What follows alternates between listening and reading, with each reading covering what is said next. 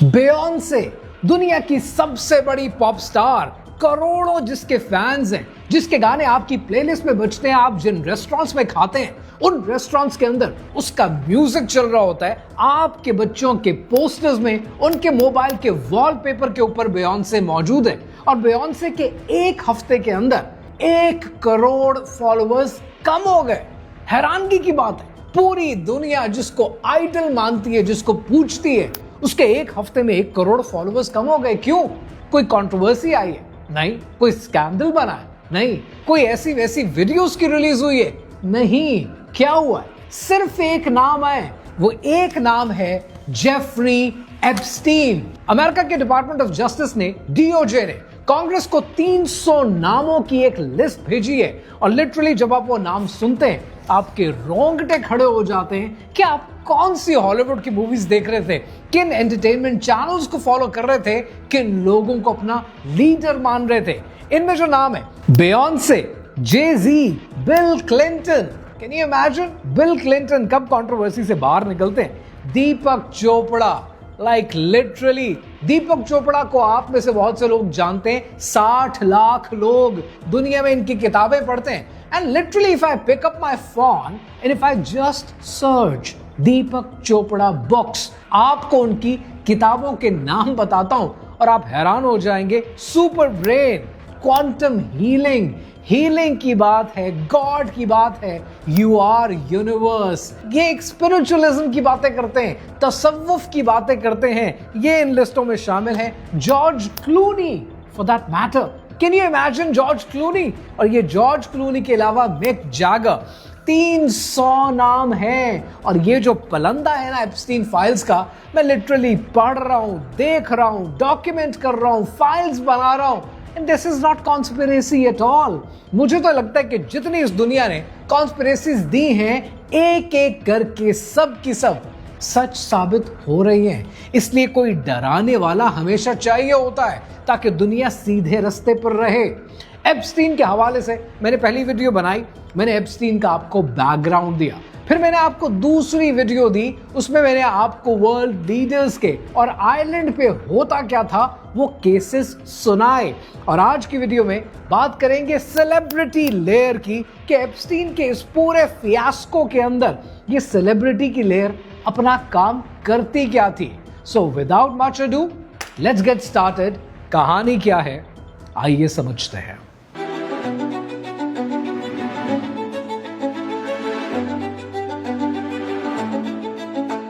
नई लिस्टों से शुरू करते हैं और नई लिस्ट के अंदर जो पहला नाम आपको देखने को मिलता है वो नाम है दीपक चोपड़ा का।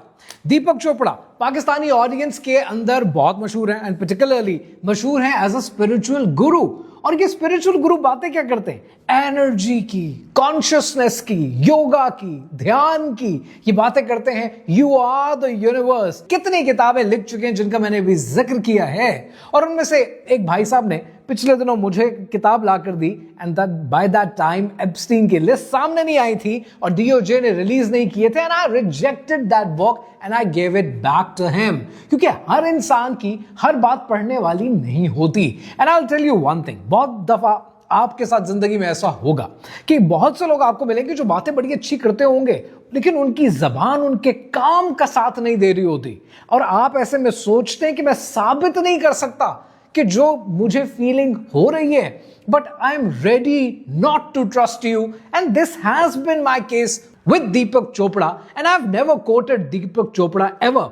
ओपरा विनफ्री के दोस्त हैं और पाकिस्तान के अंदर कितनी किताबें इनकी बिकती हैं, 60 लाख से ज्यादा लोग इनकी किताबें पढ़ते हैं। और सीएनएन ने इसकी यानी दीपक चोपड़ा की और एप्स्टीन की ईमेल्स को कंफर्म किया है कि ये ईमेल्स एग्जिस्ट करती हैं। अब जरा सुने कि ईमेल्स में ये बातें करते क्या है। 2017 में एप्स्टीन ने चोपड़ा को लिखा, एप्स्टीन दीपक चोपड़ा को लिख रहा है कि find me a cute Israeli blonde, okay. और उसके जवाब में दीपक चोपड़ा लिखता है कि I can, warning, they are militants, aggressive and very sexy.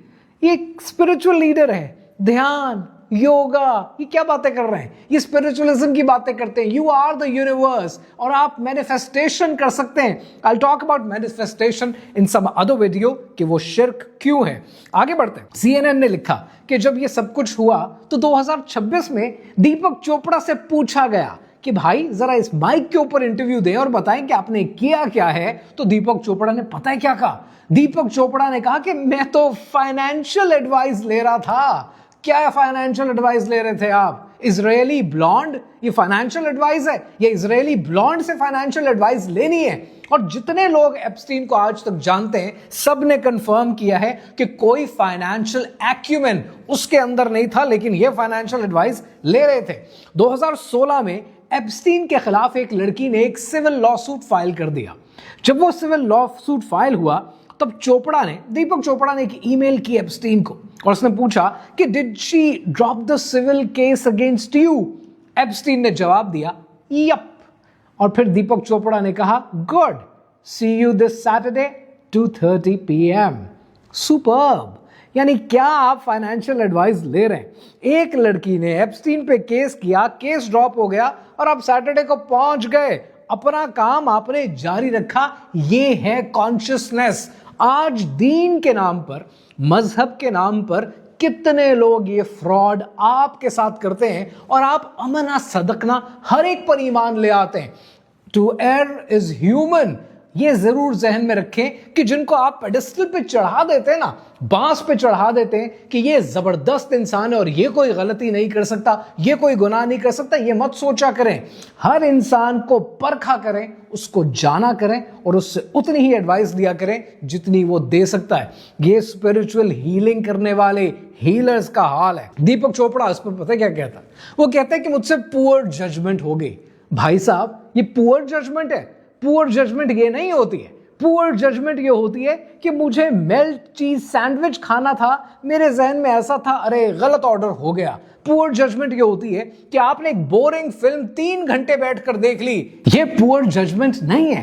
This is a crime that you been doing and you should be behind the bars. Bill Clinton, America की 42nd president, DOJ की list में शामिल हैं। Epstein के island पर इनकी तस्वीरें हैं। 35 से ज्यादा बार प्राइवेट जेट पे जा चुके हैं। और 2010 में जब क्लिंटन की बेटी चेल्सी क्लिंटन की शादी हुई तो शादी के अटेंडेंस में पता कौन था? ग्लेन मैक्सवेल, यानी एप्स्टीन की एड, जो इस वक्त जेल में है अमेरिका में। उसके बारे में भी बात करते हैं, लेकिन यहां पर एक और चीज समझने वाली कि कन्विक्टेड पीडोफाइल है, कन्विक्टेड है, और US प्रेसिडेंट उसके साथ टर्म्स बनाता है, अपनी बेटी की शादी में उसको और उसके पार्टनर को इनवाइट करता है, और 35 से ज्यादा ट्रिप्स होते हैं।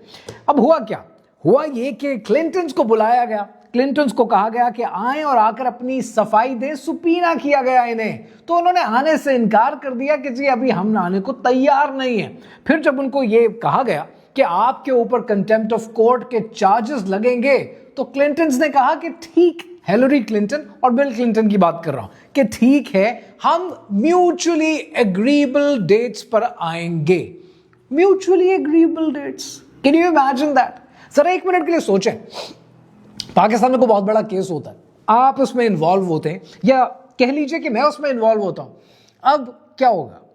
आपको थानेदार, आपका SHO 2 लित्तर मार के घर से लेकर जाएगा जहां आप बैठे होंगे। आपके अंदर इतनी ताकत है कि आप ये कह सकें कि म्यूचुअली एग्रीएबल डेट्स पे आएंगे जब हमें सूट करेगा, जब आपको सूट करेगा, मुहूर्त निकलेगा, तारीख निकलेगी, और उसके बाद आएंगे। ये ताकत आपके पास नहीं है, ये ताकत उन लोगों के पास है जो अपने आप को डेमोक्रेसी के चैंपियंस कहते हैं। इसका मतलब ये है कि कोई डेमोक्रेसी नहीं है, कोई डिक्टेटरशिप नहीं है। ये सामान, ये चूरन आपको बेचा जाता है। दुनिया में सिर्फ 2 चीजें हैं, वो जिसके पास ताकत है और वो जिसके पास ताकत नहीं है। मैं हैरान होता हूं पाकिस्तानी मीडिया के ऊपर कि जर्नलिस्ट को सांप सूंघा हुआ है, कोई बात करने को तैयार नहीं है एप्स्टीन फाइल्स के ऊपर। ये हाल है, और हमारे पॉलिटिशियंस एक लफ्ज नहीं बोल रहे उसके ऊपर, जबकि पाकिस्तान के केसेस इसके अंदर शामिल हैं। They are not even talking about that.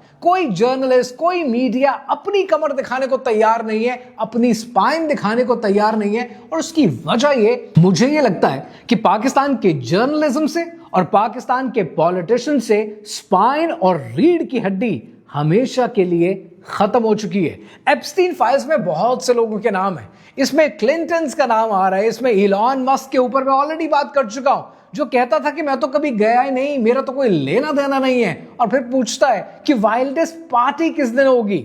यहां पर कहानी पार्टी की नहीं है, यहां पर कहानी उस क्लब की है कि जिस क्लब का सब हिस्सेदार बनना चाहते थे।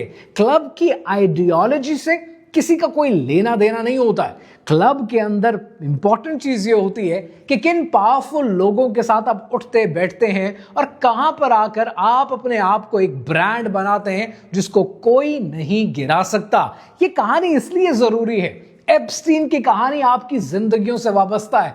आपको पता होना चाहिए कि आपके ऊपर हुकूमत करता कौन है और वो हुकूमत करता कैसे है, और आपको मजीद पिसने के लिए, दबाने के लिए, दबोचने के लिए ये और क्या हथकंडे इस्तेमाल करेंगे, क्योंकि आपके बच्चों की आंखें जब तक खुलेंगे नहीं, ये मामलात हल नहीं होंगे और वो इन फितनों से अपने आप को बचा नहीं पाएंगे। अब बात करते हैं मीडिया के और पॉप स्टार्स के कुछ नामों की। जेजी, शॉन कार्टर, हिप हॉप का बिलियनियर, रॉक नेशन, फोर्ब्स की लिस्ट में बियॉन्से का हस्बैंड, इसमें इनका नाम बार बार आ रहा है। FBI की इनटेक है, और ये इनटेक फॉर्म क्या है कि जुलाई 2019 में एक एनोनिमस टिप आई थी, और वो टिप ये थी कि 1996 के अंदर एक खातून ने इल्जाम लगाया कि 1996 में मैं एक पार्टी पे गई, मुझे ड्रग किया गया और मुझे ड्रग करके बेहोश कर दिया गया।